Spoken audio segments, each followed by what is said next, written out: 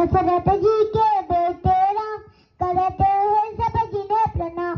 उनको जब वनवास हुआ वह सीता का उदास हुआ। सीता की रक्षा के लिए चिट्ठी लिखा लक्ष्मण ने, बोले उनसे छोड़ के द्वार जाना मत रेखा के बार।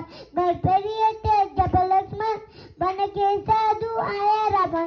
सीता से भिक्षा मांगी सीता ने रेखा लांगी। फिर भिक्षा देकर रावण सीता को ले जाकर चोरन। राम और लक्ष्मण जब घर आए सीता से घर खाली पाए। सुन के बाद जटायु की निकली खोज में सीता की, साथ में ले गए लक्ष्मण को।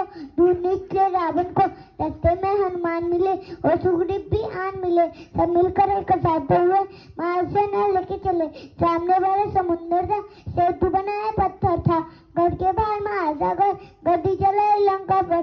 राम ने अंत में युद्ध जीता, मिल गई उन्हें अपनी सीता। लौट के आए अपने नगर प्रीतिराज अयोध्या पर। राम के में जय जयकार, सज गए उनका राज दरबार। श्री राम जय राम जय जय राम, श्री राम जय राम जय जय राम।